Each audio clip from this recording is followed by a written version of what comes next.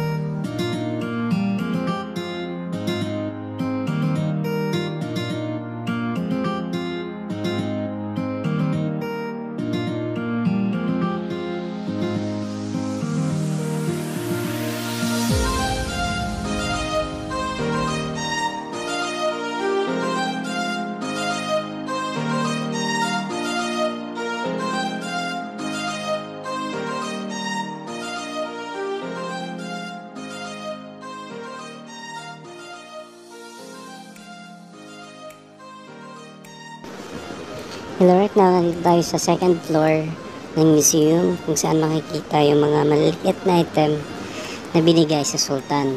Dito lang makikita yung mga layout sa mga building at mga mosque na pinagawa nila dito.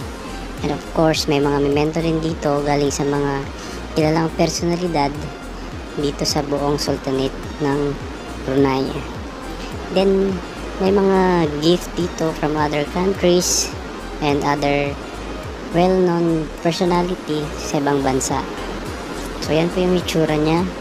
So sobrang dami ng item na makikita dito sa Regalia Museum. So from small item up to big and expensive. Meron din silang secured area dito kung saan bawal na mag-pictures and mag-video. Yung area na yun daw ay sinasabi nakatago yung mga pinaka-special na item. So, try namin pasukin yun and makikita nga doon yung mga tunay na mga ginto at mga pilak na binigay sa royal family noong unang araw. Although, hindi pwede mag-video at mag-picture, so hindi natin mapakita dito sa ating video. Kasi secured siya, may gwardiya siya pagpasok and palibot ng room. So, pagpasok pa lang, i-inspect na yung mga cellphone na bawal mag-video. And sa loob may mga kabantayan, may mga CCTVs. So doon makikita yung mga item ng mga like crown, yung sword na made of gold daw, sabi ng mga tao. So dito sa second floor, makikita pa yung ibang mga item gaya ng mga paintings na bigay ng mga ibang bansa. Yan, meron din mga local paintings na gawa dito and pinangregalo sa royal family. So yan. And there are also mga paintings na galing sa Philippines, kaya nito na binigay sa royal family. Yan, so ito yung sa may lobby ng second floor. So inikot natin to yung buong second floor. Yan, and sobrang daming item.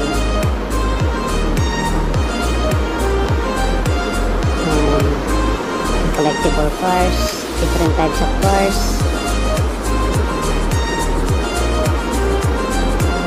Yan, mga musical instrument, mga design ng mga ships and boats nila, and yung mga mosque.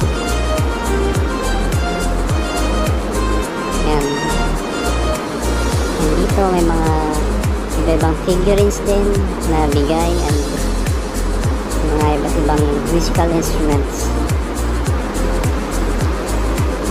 So, sobrang daming makikitang item dito sa Royal Regalia.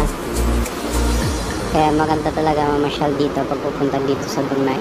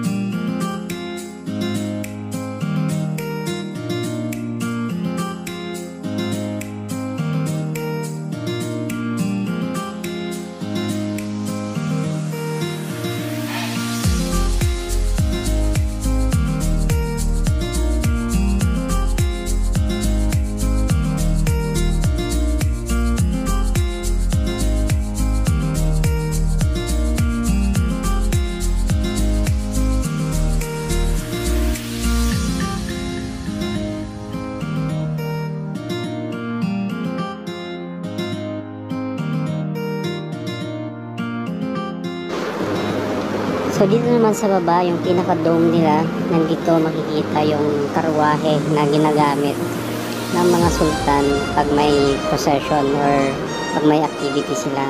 Ito daw yung ginamit ng birthday niya, kung saan nagparada sila sa buong syudad, and kasama din yung mga costume or mga uniforms ng mga escort and the weapons that they use. Sinasabi nila na yung mga weapon na ginamit nila is plated with gold, pati din yung karwahe na ginamit ng sultan. So yan, so ito lahat ng mga item na nakita natin dito and yung place. So once again, sana mapasyalan nyo tong Royal Regalia Museum dito sa Brunei pag mapasyal kayo. And again, thank you for watching. Please like and subscribe my channel. Thank you.